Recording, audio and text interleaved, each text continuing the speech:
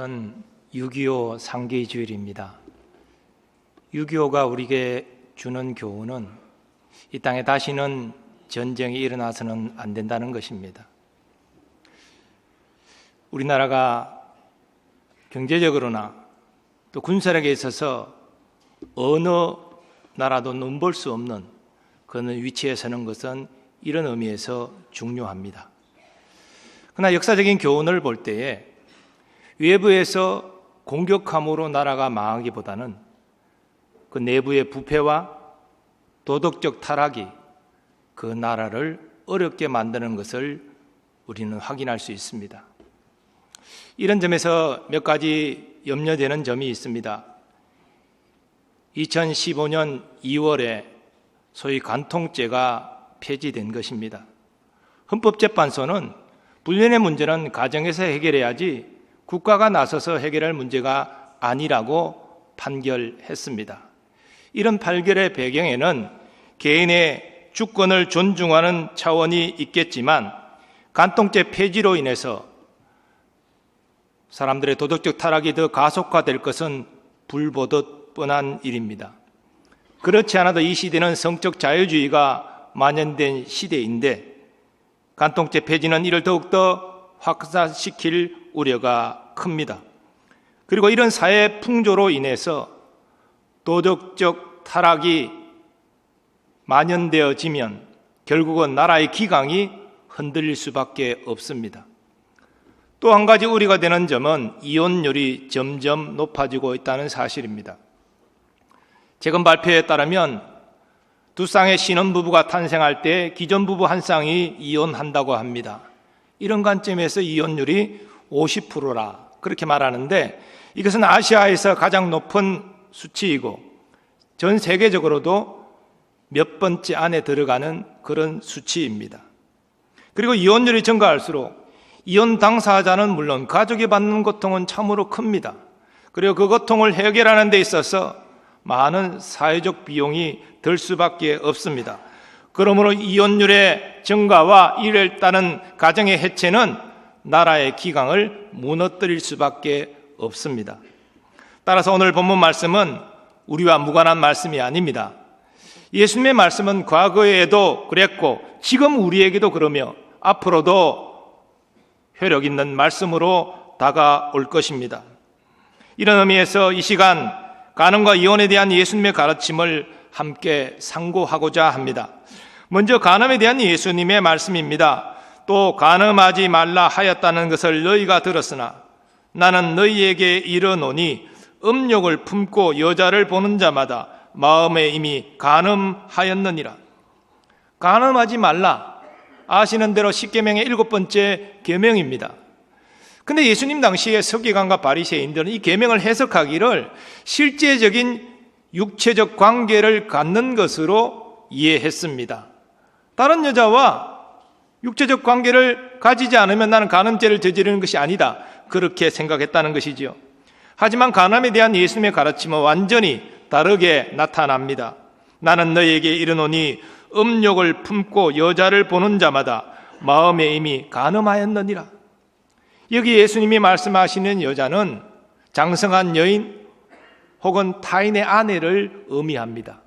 그리고 본다는 것은 그냥 보는 것을 의미하는 것이 아니라 관찰하듯이 응시하는 것을 의미합니다. 그러므로 음욕을 품고 여자를 본다는 말은 정욕을 마음을 품고 목적을 가지고 어떤 대상을 관찰하듯이 주목하고 상상하는 것을 의미합니다.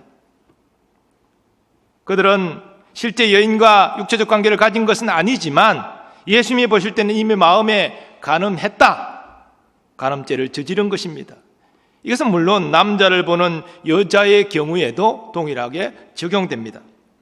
그런데 예수님의 이 말씀은 너무 지나치게 해석할 위험도 또한 함축하고 있습니다. 예수님이 말씀하시는 간음죄는 아름다운 여인이 지나갈 때 눈이 돌아가는 것을 간음죄다 이렇게 말할 수는 없습니다. 왜냐하면 이것은 본능적인 것이기 때문에 아름다운 모습에 눈길이 가는 것은 본능적인 것이 이걸 가지고 간음죄라고 말할 수는 없는 것입니다. 물론 그러한 일이 너무 자주 일어나고 습관적이면 그것도 좋지는 못하겠지요. 또 음란한 생각이 들은 자체도 간음죄라고 말하기는 어렵습니다. 왜냐하면 사탄은 우리를 미혹하기 위하여 음란한 생각들을 얼마든지 집어넣어 줄 수 있기 때문입니다. 중요한 것은 그러한 음란한 생각을 붙잡고 마음으로 즐기는 것까지 나아간다면 그것은 정력을 품고 어떤 여자를 주목하여 상상하는 것과 동일하게 간음죄를 짓는 것으로 말할 수 있는 것이지요. 여러분, 결단코 주님이 말씀하신 이러한 마음으로 짓는 간음죄, 그것을 경계하고 멀리하실 수 있기를 바랍니다. 자, 그런데 주님은 이 간음에 대한 새로운 가르침을 주시고 이어서 이렇게 말씀하십니다. 만일 내 오른 눈이 너로 실족하게 하거든 빼어내버리라. 내 백체 중 하나가 없어지고 온몸이 지옥에 던져지지 않는 것이 유익하며, 또한 만일 내 오른손이 너로 실족하게 하거든 찍어내버리라. 내 백체 중 하나가 없어지고 온몸이 지옥에 던져지지 않는 것이 유익하니라. 문맥상 오른 눈과 오른손이 실족하게 하는 일은 간음과 관련된 일입니다. 우리는 간음죄에 일게 한 우리의 오른 눈을 주님의 말씀에 따르면 빼어내 버려야 됩니다. 간음에 이르게 한 우리의 오른손을 찍어서 내버려야 됩니다. 우리 주님은 그렇게 해서라도 네가 간음죄를 짓지 않도록 하라. 그래서 지옥에 던져지지 않도록 하라. 지금 문자적으로 이 말씀을 해석하면 그런 의미가 되죠. 참으로 놀라운 말씀이지요. 그러나 이 예수님의 말씀은 유대인 특유의 비유적이고 과장법적인 표현입니다. 예수님이 이 말씀에서 하고자 하는 것은 범죄하면 오른 눈 빼고 오른손도 잘라버리고 그렇게 희생해라, 이 말씀이 핵심이 아니고 오른 눈과 오른손은 우리의 인체의 가장 중요한 부분입니다. 그러므로 간음죄를 짓지 않기 위해서 네가 가장 아끼고 가장 소중히 여기는 것까지 과감하게 포기해라, 희생시켜라. 지금 이것을 지금 비유적으로 강조하고 계신 것입니다. 이런 의미에서 간음죄를 우리가 짓지 않기 위하여 포기하고 희생시켜야 될 것이 무엇입니까? 우리 자신의 욕망 아니겠습니까? 그것으로 말미암아 즐기게 되는 순간의 기쁨, 즐거움, 이거 결단코 포기하고 내던지라. 주님께서는 이것을 말씀하고 있는 것입니다. 또한 우리가 이런 유혹에 처하기 쉽기 때문에 그런 간음죄를 지을, 실제 육체적으로나 마음으로 지을 환경 가운데 우리가 노출되지 않는 것, 그런 자리를 피하는 것, 이것도 지혜로운 일입니다. 그리고 우리는 간음죄를 지었을 때 우리에게 다가오는 부정적 결과를 생각해야 됩니다. 간음죄는 상대방을 육과 영을 파괴하는 일입니다. 또한 우리에 대한 하나님의 진노를 쌓게 하는 일입니다. 그래서 결국은 우리가 망하는 일입니다. 순간의 즐거움 때문에 우리가 육적으로 영적으로 망한다는 것입니다. 우리는 성경에서 다윗이 순간의 정욕을 이기지 못하고 부하 장수의 아내 바세바를 간음함으로 그가 어떤 고통을 겪었는지를 잘 알고 있습니다. 이런 부정적인 결과를 생각하라는 것입니다. 그리고 또 우리는 이것이 하나님을 얼마나 실망시켜드리고 하나님 마음을 얼마나 아프게 드리는 것인지를 생각해야 됩니다. 우리는 하나님의 은혜와 사랑을 받은 자들이 아닙니까? 그렇다면 우리는 하나님이 기쁨이 되어야 되지 않습니까? 하나님을 아프게 하고 하나님을 실망시켜드리고 그것은 하나님의 자녀가 해서는 안 될 일이지요. 그래서 우리는 이렇게 간음죄를 짓지 않기 위해서도, 그런 환경에 노출되지 않기 위해서도 노력해야 되지만 적극적으로 거룩한 삶을 살아야 됩니다. 성결하게 살아야 됩니다. 이를 위해서 우리는 말씀으로 충만해야 됩니다. 하나님 말씀이 내 심령에 새겨졌을 때 말씀이 유혹을 이기고 정욕을 이긴다는 것이지요. 또한 우리는 기도함으로 성령으로 충만해야 됩니다. 성령으로 충만하지 않고서 어떻게 나의 육신의 정욕을 이기고 세상 유혹을 이길 수가 있습니까? 예수님은 그러한 삶이 서기관과 바리새인보다 더 나은 의를 행하는 것이다. 그걸 지금 말씀하고 계십니다. 우리가 이렇게 말씀과 성령으로 충만하여 주의 뜻을 따라 살아가면 육체적인 순간의 즐거움을 포기했지만 주님은 더 큰 기쁨을 우리에게 주십니다. 성령 안에서 참 기쁨을 누리게 하시는 것이지요. 여러분 모두 다 그렇게 세상에서 빛의 자녀로 나타내심으로 하나님이 주시는 참 기쁨으로 충만하시기를 축원합니다. 다음으로 우리 주님은 이혼에 대하여 말씀하십니다. 역시 먼저 모세에 의하여 전해진 율법을 요약하여 말씀하십니다. 또 일렀으되 누구든지 아내를 버리려거든 이혼 정서를 줄 것이라 하였으나, 신명기 율법을 보면 이혼할 때 이혼 정서를 써서 여인에게 주는 것으로 나타나 있습니다. 이런 내용을 보면 인간의 연약함으로 이혼의 불가피성을 하나님이 인정하신 것이다, 그렇게 볼 수가 있습니다. 단 단서조항이 있습니다. 여인에게 육체적으로나 또는 도덕적으로 수치되는 일이 있을 때 이혼할 수 있다. 그때는 이혼 정서를 써서 여인에게 주어라, 이렇게 되어 있습니다. 당시 고대 근동에서 여인의 삶이라는 것은 남성 중심의 사회 속에서 아주 제한된 삶이었습니다. 이혼당한 여인은 스스로 힘으로 살아갈 수 없었습니다. 지금이야 직장 구하고 알바하면 생활은 되겠지요. 하지만 과거 고대 근동에는 그럴 수가 없었습니다. 그래서 여인이 유일하게 살 길은 재혼하는 것입니다. 이혼 정서라는 것은 이 여인이 재혼할 수 있는 사람이라는 법적 문서였던 것입니다. 즉 모세 율법이 이혼 정서를 허락하는 것은 사회적 약자인 여자를 배려했기 때문이지요. 그런데 유대 남자들은 마치 이혼 정서를 써주기만 하면 자유롭게 이혼할 수 있는 것처럼 착각했습니다. 그래서 이혼 정서 써주고 나는 합법적으로 이혼했다, 그렇게 자유했다는 것입니다. 특별히 예수님 당시에 돈 있고 나이 든 유대 남자들이 나이 든 부인하고 이혼하고 젊은 여인을 아내로 맞이하는 일이 유행이었다고 합니다. 예수님은 이런 상황 가운데 음행한 연고 없이 이혼하면 이혼당한 여인에게도 또 이혼당한 여인과 결혼하는 남자에게도 간음죄를 짓게 만드는 것이다, 그렇게 말씀합니다. 이것은 왜 그렇습니까? 이혼의 사유가 안 되는 것으로 이혼 정서를 써준 남녀는 하나님 보실 때는 여전히 부부라는 것입니다. 그 이혼은 불법이라는 것입니다. 그러므로 하나님 보실 때 이혼 정서를 여인이 받아서 어떤 남자와 결혼하여 동침했지만 여전히 하나님 보실 때는 이혼한 것이 아니기 때문에 그 여인이 간음죄를 짓게 되는 것입니다.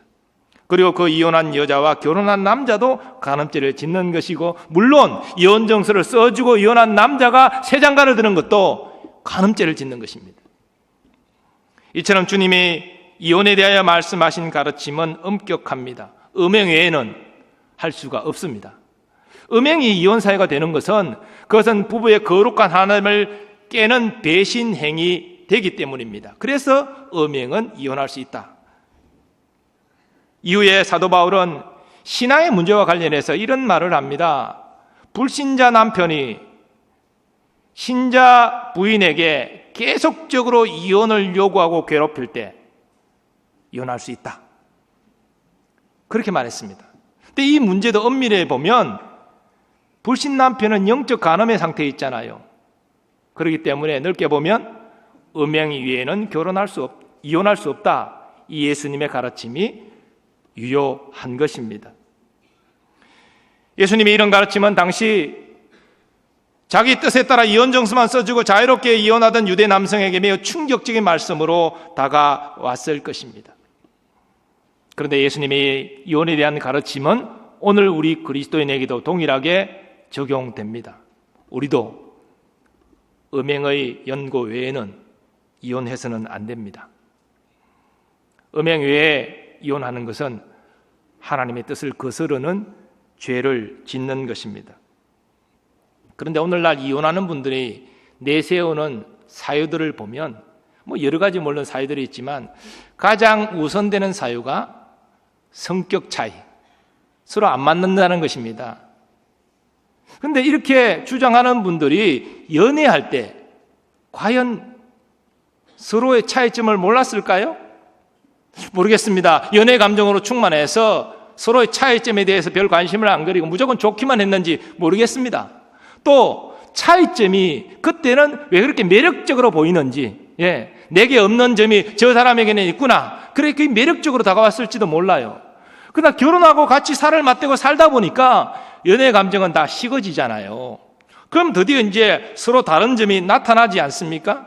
이 다른 점이 불편해지는 거예요. 힘들어지는 거예요. 나는 이렇게 생각하는데 저 사람은 왜 저렇게 생각하지? 나는 이걸 하고 싶은데 왜 저 사람은 이렇게 하지? 이 끊임없는 갈등 가운데 도대체 못 살겠다, 이렇게 되는 거죠. 근데 여러분, 본래 맞는 남녀라는 것은 없습니다. 오늘 여기 미혼 남녀들도 계시는데 백마 탄 우리 남자 기다리고 또 이렇게 신데렐라 같은 우리 여자를 사모하고 있는데, 이런 말씀 드려서 죄송합니다만은 본래 사람은 맞는 사람이 없어요. 우리 기질이 다 다르고 자라난 환경이 다르는데 어떻게 딱 맞을 수가 있습니까? 그런 사람은 없습니다. 본래 사람은 다른 거예요. 부부 생활이 무엇입니까? 이런 다름을 이해하고 존중해주고 배려하고 그러면서 다름 가운데 하나됨을 이어가고 사랑을 더 깊이 연결어가는 것, 이것이 부부 생활 아닙니까? 그래서 서로 돕는 자로 하나 되게 하신 것 아닙니까? 똑같다면, 서로 딱 맞다면 노력할 필요가 뭐가 있어요? 서로 다르기 때문에, 차이가 있기 때문에, 이런 점 때문에 서로를 이해해야 되고 배려해야 되고 섬겨야 되고 노력해야 되고, 그래서 부부의 하나됨의 정이 깊어지는 것 아니겠습니까?